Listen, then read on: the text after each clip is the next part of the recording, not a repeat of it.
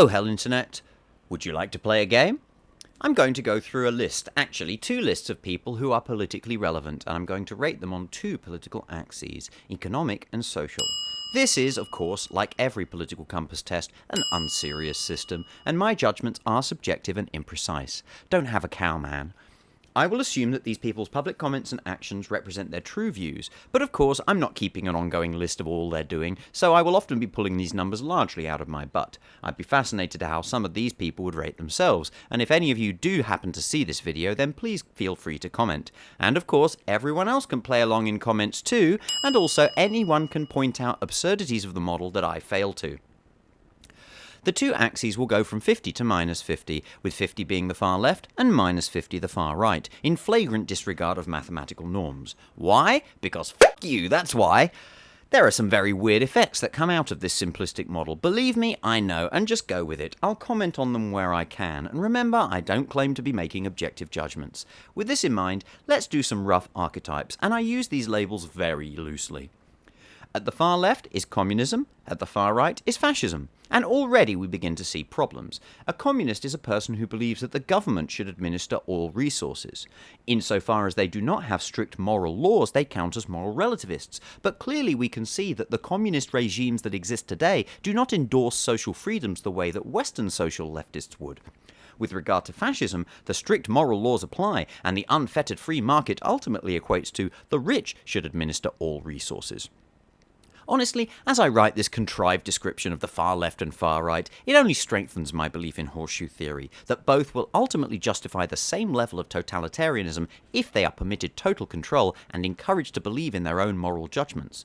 Although in this case, it will be the far left that will be the bigger hypocrites socially, as they become moral exceptionalists, and the far right will be the bigger hypocrites economically, as the rich become the de facto communist government.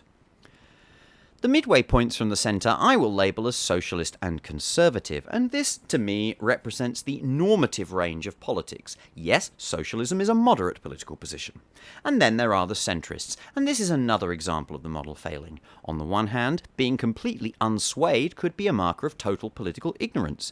But on the other hand, if it were possible to give real people a number on this scale, then 0 would be a perfectly valid possibility. The model shows no real difference here, although in reality I guess the uninformed person's opinions would likely fall all over the map. Then there are some oblique cases. I have called a person who is socially left and economically right a libertarian. That is, the smallest possible government and the maximum possible personal freedom. And the more diluted form of this is neoliberalism. The other 2 cases feel slightly more religious in nature because of the stronger moral component implied by social conservatism, but social conservatives are often very economically liberal to their own kind. So this is why I've chosen fundamentalist as the opposite of libertarian, and for the opposite of neoliberals, I've chosen the neoconservatives. And this is another quirk of the model.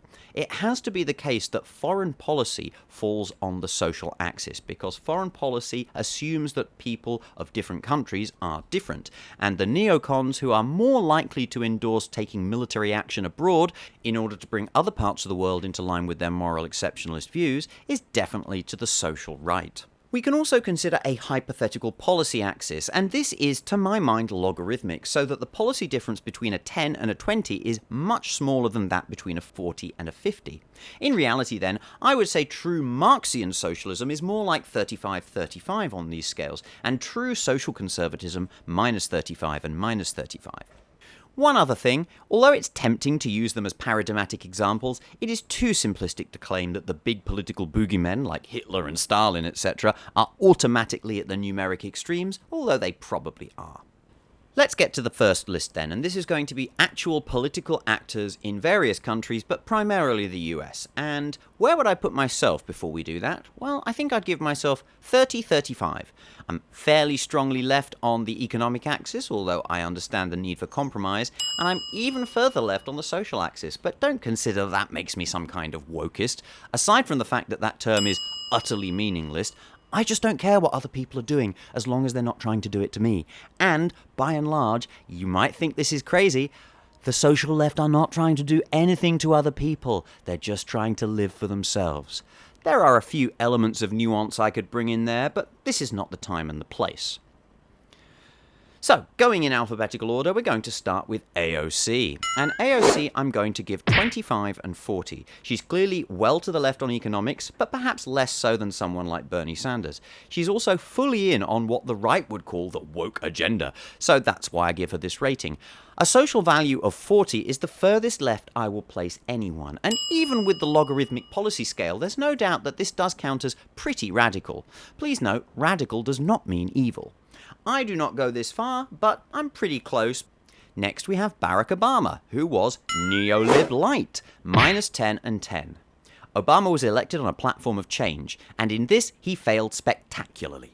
Now, I'm sure he faced some opposition, but you never really got the impression that he really wanted to drive through his agenda, or he caved to the idea of civility and listening to the other side when they clearly hated his guts.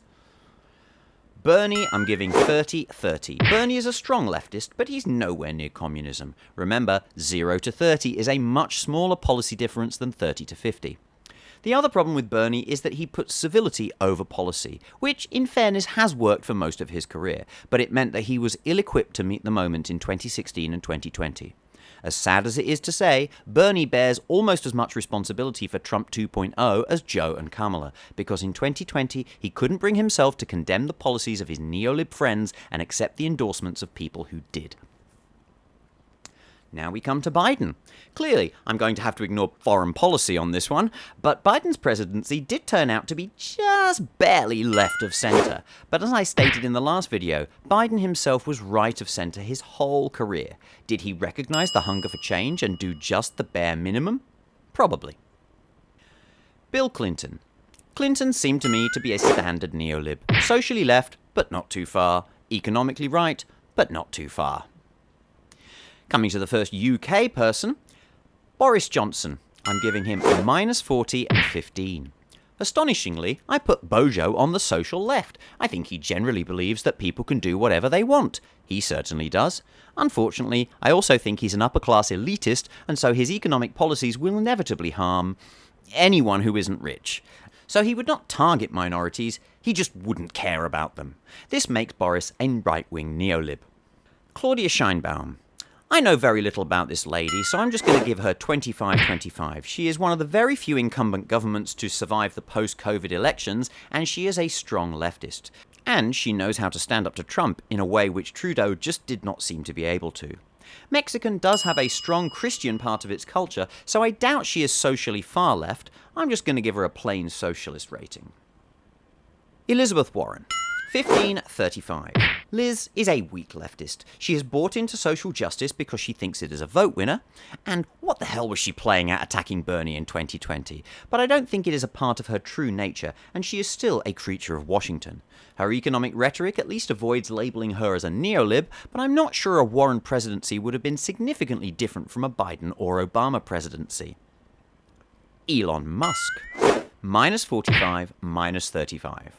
3 years ago, I would have tagged Elon as a centrist. 5 years ago, I probably would have placed him left of centre, although certainly no Bernie. Now, he is clearly an economic oligarch and social justice warrior.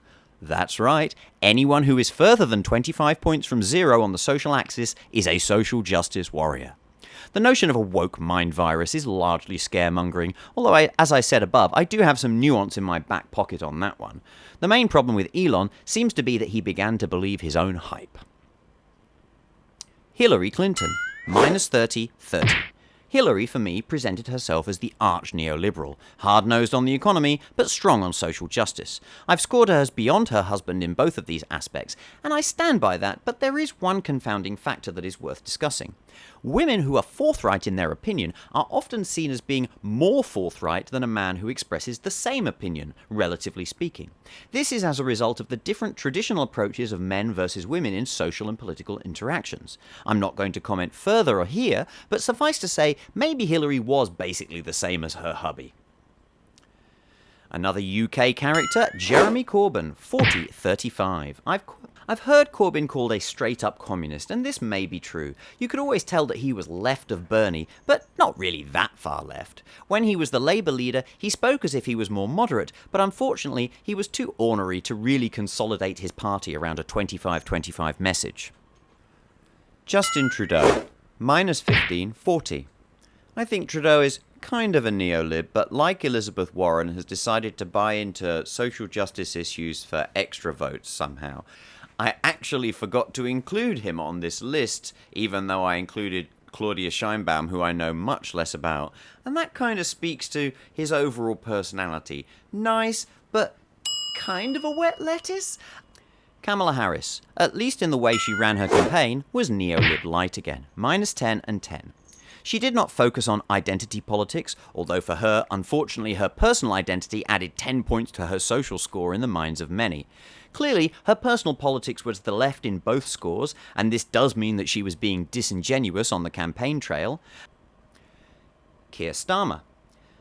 Starmer strikes me as another neolib light, but since he is, in the words of Jonathan Pye, as charismatic as a warm block of unseasoned tofu, not necessarily a bad thing, it must be said, this does make him hard to judge.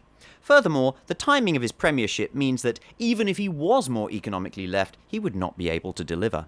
Socially, I also suspect he is further left than he presents, but he understands the political environment in the UK. I've never much liked him, but I have to say I think he's doing pretty well under the circumstances, and especially in the high-stakes issue of Ukraine. Mitt Romney. I'm giving him -30, -10. Romney was clearly right-wing, but the Mormon faith does at least seem to have a concept of compassion that applies more broadly, so I think he would not have looked to crush other people in the way some more strident Republicans have, although his economic policies certainly wouldn't have helped. With the benefit of hindsight, though, I'm now wondering if it might have been better if he had won the 2012 election. He wouldn't have been as rabid as Trump, and the Democrats would not have been so disillusioned by Obama's inability to deliver real change. Netanyahu. Another odd one. I'm giving him 30 -40. Insofar as he cares about the Israeli population, I can regard Bibi as economically left. Israel has better public services than many developed nations, although Bibi isn't entirely responsible for this, and to the extent that he does provide them, it's somewhat to help him keep power. Also, he's a big fan of oligarchs too. But he is also a fundamentalist, so if you aren't in his club, then fuck you. And his ideas of morality are cemented to a concept of humanity from at least 1,000 years ago. Nigel Farage. I'm giving him -30 -30. He's been making some more moderate noises of late, but I still think he is well to the right on both axes. He does have to deal with some real far-righters in his party, but maybe that's actually where his real sympathies lie. He's just trying to make himself more moderate to get more power. Putin. I wasn't going to do this, but Putin I'm giving -50 -50.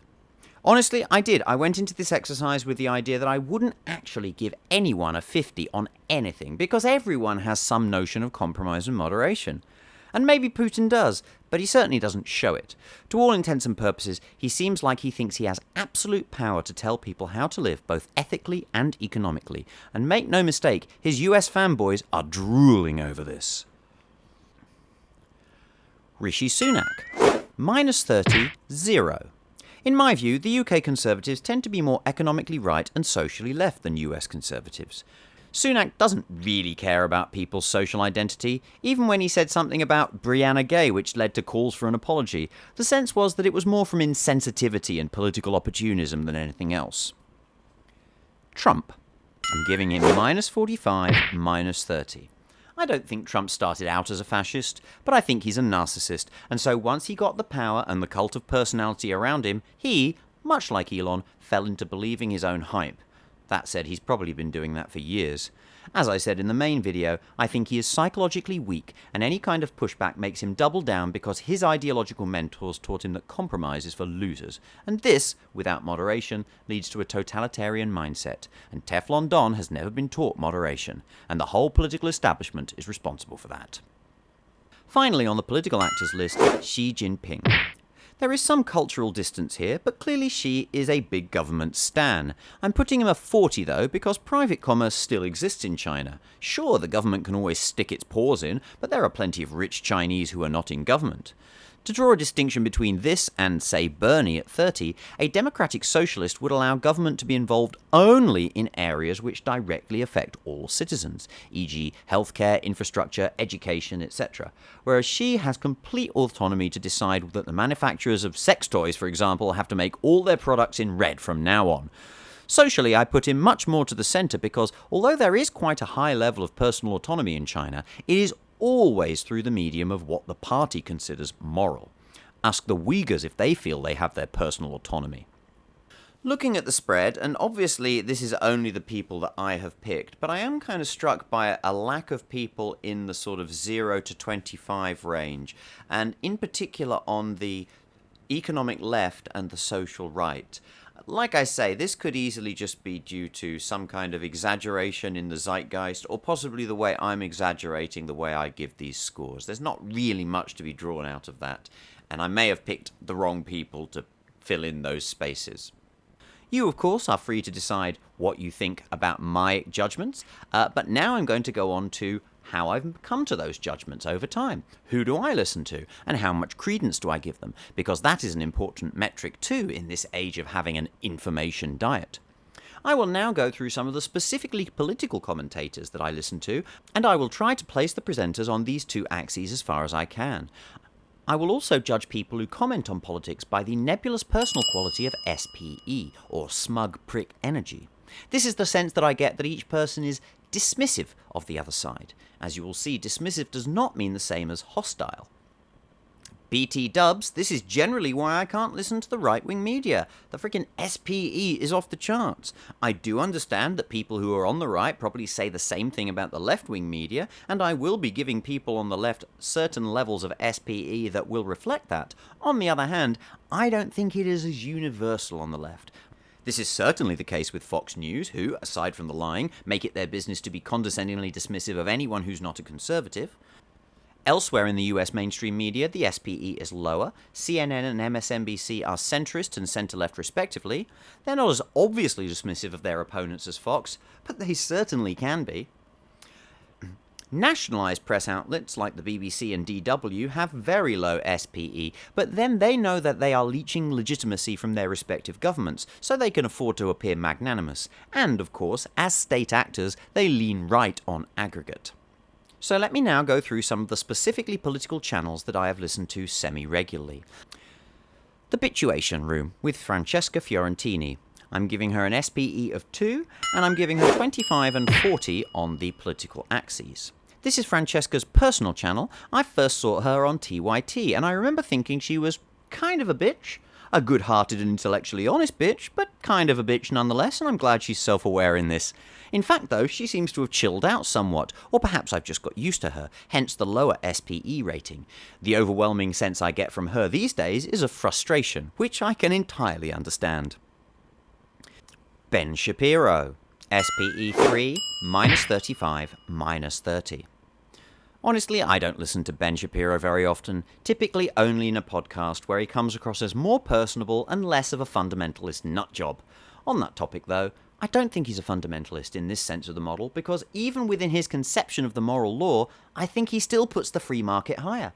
I'm giving him a 3 because in all of his Daily Wire content that I have seen, which is admittedly not the hugest amount, he constantly comes across as the most condescending asshole who ever condescendingly assholed.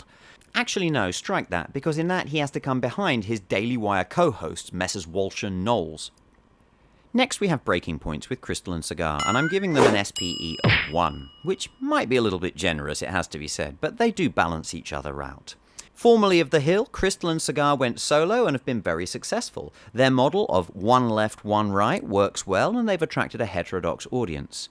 I'm giving Crystal 25 and 30. I don't think she's as socially left as some of the other SJW types.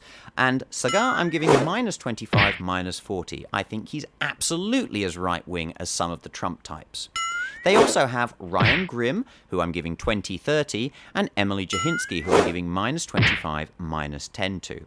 Overall, I think they provide pretty balanced coverage, and you get a good spread of opinions from them. Next is Bryan Tyler Cohen, who I'm also giving an SPE of 1 and rating him 10-25. Bryan Tyler Cohen has grown pretty quickly over the last few years, and he has definitely kept his nose clean with the neo-lib establishment, allowing him to get access. However, he does support more left-wing ideas, and he's not too dismissive in his coverage. Also, though, I have to say he is intensely likeable in his persona, and so this might be concealing his SPE power level somewhat. The Bulwark, SPE of 1. This is a news outlet started by never-Trump Republicans after the first time he was elected. There is a range of presenters who, under different circumstances, might be strange bedfellows, like libertarian Tim Miller and arch-neocon Bill Kristol, although to be fair, I don't tend to see them on together. As I said in my last video, these were the people who wrongly thought that Kamala was striking just the right balance between the Democratic and Republican voters, and they were wrong because they still believe that neoliberalism is the furthest left position that reasonable people can support. I bet they were all dismissive of Bernie in 16 and 20, but I'm giving them an SPE of 1 because I do think there is a capacity, indeed a genuine will for self-reflection, and I don't mean that in a condescending one day they'll agree with me way, but simply that they are open to reappraising their own position, as am I, which is why I took their pre-election opinions seriously. To comment on the 4 main hosts, I'm giving Tim Miller -30/35. I'm giving Sarah Longwell -20/5. Honestly, I think Sarah is pretty conservative, but her social score is dragged to the left by her lesbianism. And of course, this shows us another weakness of the model. Clearly, it's possible for somebody to be very conservative and also gay, which does seem to be in tension with that, but hey, that just goes to show that the political arena is more complicated than this model allows for. Newsflash! Sam Stein seems to be a fairly standard neoliberal, -20/20, and JVL is probably the most left-wing of the group at -10/20. The Damage Report with John Iadarola. This is John's show on the TYT network. I'm rating it 2 on the SPE scale, and I'm giving him a 25/40. John is the only one of TYT's longtime hosts who has stayed very firmly on the progressive side. He can certainly be dismissive of people on the other side, and his coverage often reflects this. Nonetheless, you do get the impression that he's trying to remain balanced, and again, like Francesca, his overwhelming sense is of frustration.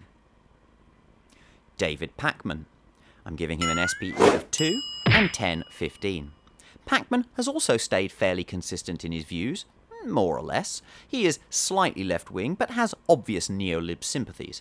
I generally consider him to have integrity in his reporting, although his sponsors have occasionally been less than stellar, and he does have many. But then, that is the nature of the independent media sphere on the left. I'm giving him the same rating as John Iadarola, although, depending on your preference, you might consider either one of them to be the bigger smug prick.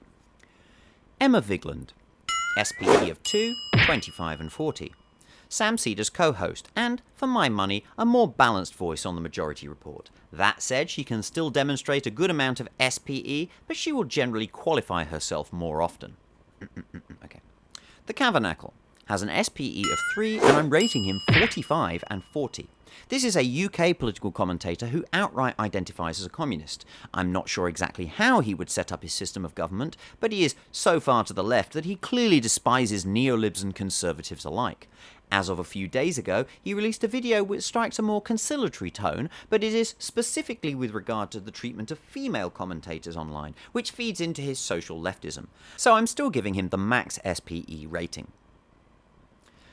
LBC, I'm giving an SPE of 2. This is a British media company which generally leans left. They are typically quite neutral, but they have a couple of presenters, notably James O'Brien, who are unrepentant smug pricks, so they get a rating of 2. Mr. Beat, an SPE of 1 and -15/25. Perhaps not a political YouTuber as such, but his topics so often are political. Mr. Beat's personality comes off like a strong leftist, but he has mentioned several times that he is more economically conservative than people tend to think. He definitely seems socially left, however, and he always scrupulously tries to avoid being dismissive of anyone, so he is very low on SPE. The New Statesman, I'm giving 1. Like LBC, but without the smug pricks. The Newsagents, a recent online outfit with Emily Maitlis, Jon Sopel, and Lewis Goodall. They are getting an SPE of 2. I'm not going to rate them individually, but I think it's fair to say that Emily Maitlis is mostly on the left, Jon Sopel is mostly in the middle right, and Lewis Goodall, I feel like he was more right-wing 12 months ago and has kind of either sauntered or been dragged more to the left in the course of that time, but I don't know how he would respond to that. Patient Zena, SPE of 1 and -10/10. Patient Zena is a heterodox commentator, but on average she seems to lean just a little bit more to the right. She can be a little bit smug sometimes, and I almost gave her a 2 on the SPE rating, but by and large I think she isn't trying to be dismissive about those people with whom she disagrees. Peter Coffin, SPE of 2 and 45 and 40. Another person who, I believe, identifies as a communist, and therefore can be a little bit of a dick to almost anyone else in the political sphere. However, his commentary is always well thought out and interesting, and he does not usually fall into personal attacks. Philip DeFranco, SPE of 2, 15 and 25.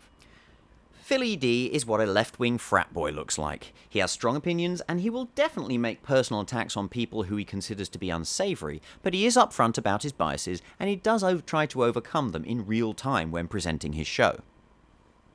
Piers Morgan, SPE of 3, obviously, minus 25, minus 25. Morgan will at least get into the mud with people of all political stripes, and he is, I suppose, to be commended for this. However, this is grudging respect from me, as he is clearly a right-wing actor who wishes to maintain the idea that 0-0 is the furthest left that anyone should go, and anyone who goes further than that is a dangerous radical. Even when he concedes a point, he does so without the slightest hint of self-reflection, because intellectual integrity is not conducive to his sensationalist agenda. Rebecca Watson. I'm giving her an SPE of 3 and a 25 and 40. Rebecca makes interesting videos on a variety of topics that tend to skew political, and I think she is often quite fair, but I'm giving her a high SPE rating because there are times when she seems to be bursting with barely suppressed glee when she gets to talk about the failures of the right, and on those occasions I feel like her commentary becomes somewhat less nuanced. The rest is politics, SPE of 1.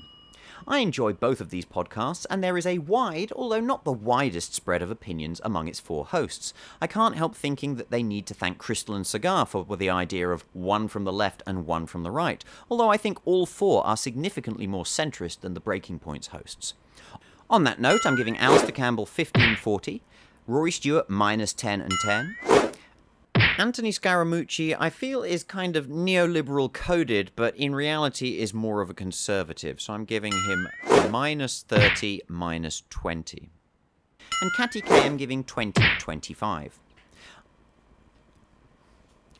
Rationality rules. SPE of 2, 25/40. Stephen Woodford on his various channels comments on culture war issues from the perspective of critical thinking. He generally makes thoughtful content, but does lean into the smugness sometimes. Secular Talk. SPE of 1, 30 and 30.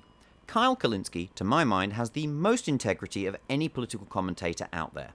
Honestly, though, I think there's an extent to which I just vibe with him, so I'm going to note that. He can be abrasive and even hostile, but I'm rating him so low on SPE because he always comes with receipts and historically has taken people at face value.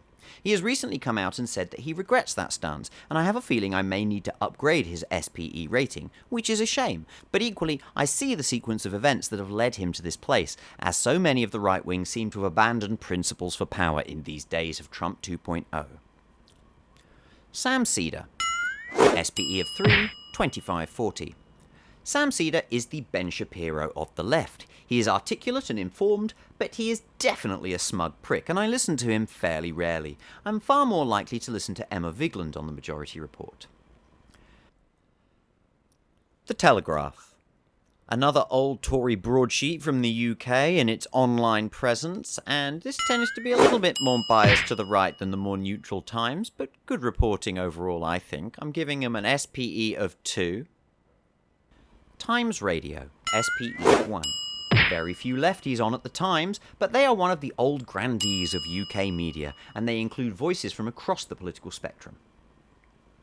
TLDR News, also an SPE of 1. A UK-based news network over several channels. I'm not going to rate the presenters individually, and overall they try to present themselves as having similar journalistic approaches to the BBC, only younger, not state-sponsored, and, as a result, further left. However, their coverage is always based in factual reporting, and they clearly try to do stories from the perspective of both sides. TYT, they're getting an SPE of 3.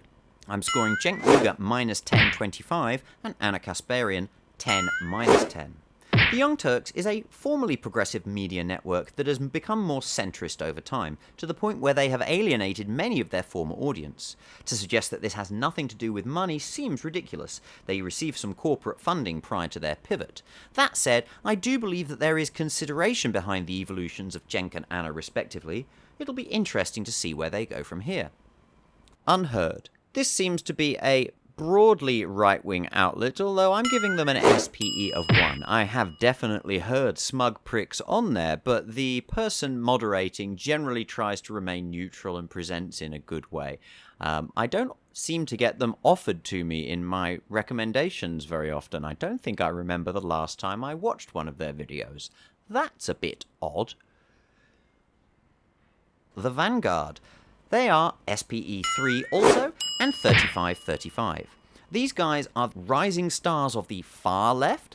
I don't think they are as far left as some of the right-wing figures are right. That said, they are a pair of smug pricks. Similar to Francesca Fiorentini, they are obviously self-aware of this, and this goes some way to diluting the urge I often get to roll my eyes while listening to them. However, and I feel like this might be the reverse of the gender issue I raised above while talking about Hilary, I'm less forgiving of it in their case, as well as in the case of Vosh, so SPE of 3, 40, 45. The smug prick par excellence of the left. If Sam Cedar is the Ben Shapiro of the left, then Vosh is the Matt Walsh of the left, and not just because of the beard. Like the Vanguard, he is self-aware of his SPE, but like them, he is also completely unrepentant, and I can't shake the feeling that this comes off as more pernicious in the case of men. Whether this is justified, I am not sure.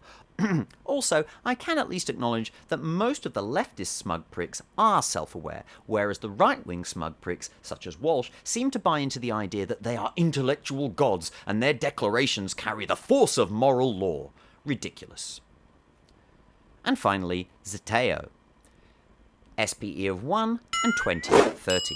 This is Mehdi Hassan's new outfit, and in spite of his confrontational attitude, he does know how to maintain a certain amount of journalistic distance in the way he approaches most stories, even as regards to stories he has emotional investment in, such as Gaza. Also, when he engages with the right wing, he always makes it about the issues and justifies his positions rather than falling back on condescending incredulity, although he can be a little bit condescending at times. Watch him engage with Piers Morgan to see this difference in style. So there you have it. This is a very simplistic but nonetheless fairly broad picture of my political perspectives, and as I said in the main video, I don't think I'm in a left-wing echo chamber completely, although there are some outlets that I just can't bring myself to listen to because the SPE is just so high. What do you think of the people I've mentioned? Leave your ratings in the comments, and try not to be too much of a smug prick. Bye for now.